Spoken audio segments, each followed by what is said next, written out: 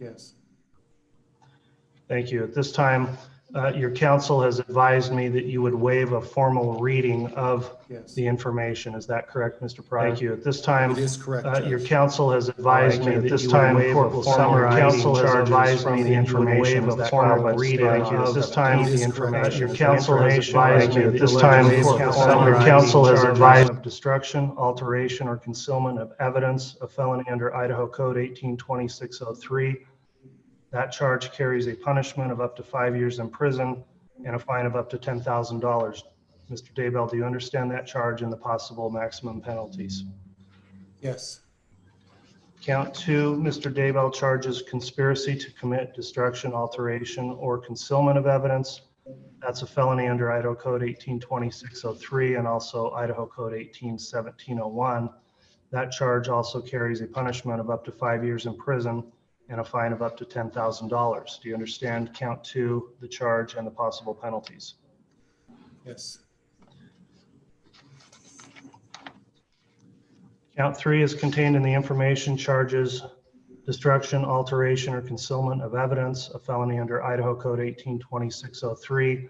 That charge also carries a punishment of up to 5 years in prison and a fine of up to $10,000. Do you understand the charge in count 3 and the possible penalties? Yes.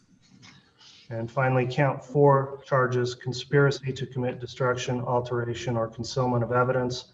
That's a felony under Idaho Code 182603 and 181701, and it also carries a punishment of up to 5 years in prison and a fine of up to $10,000. Do you understand that charge and those possible penalties?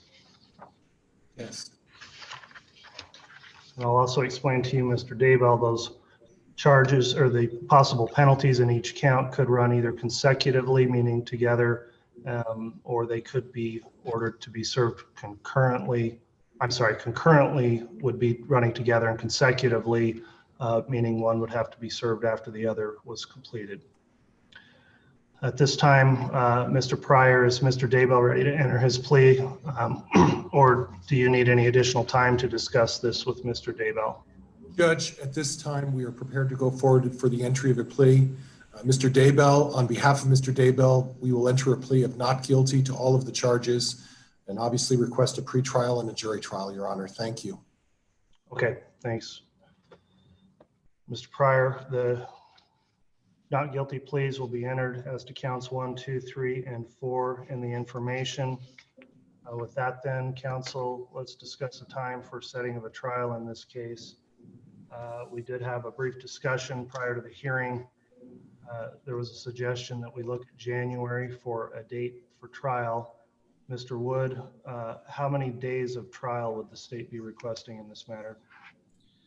Your Honor, I think we should probably plan on, as we've discussed, about 3 weeks for this trial.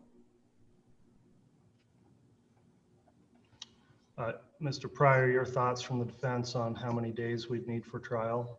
Judge, as we previously discussed, I anticipate at least 3 weeks will be needed in this matter.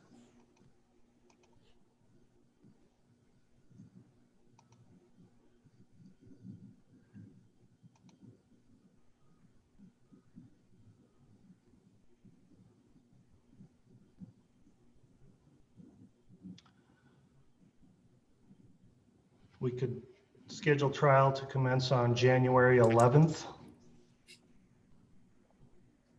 through January 29th. That's acceptable to the defense, Your Honor. And that works for the state.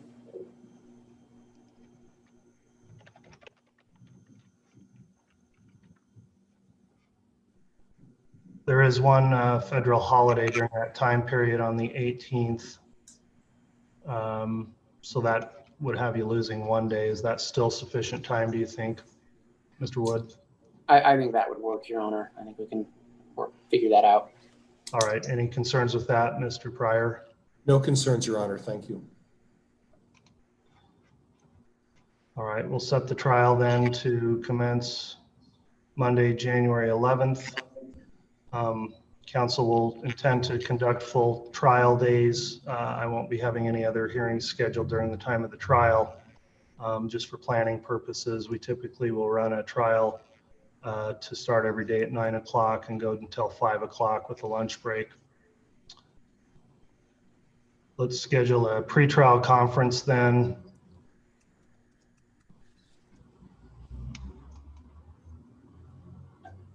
December 10th at 10:30 a.m. Works for the defense, Your Honor. Thank you. It's fine for the state. All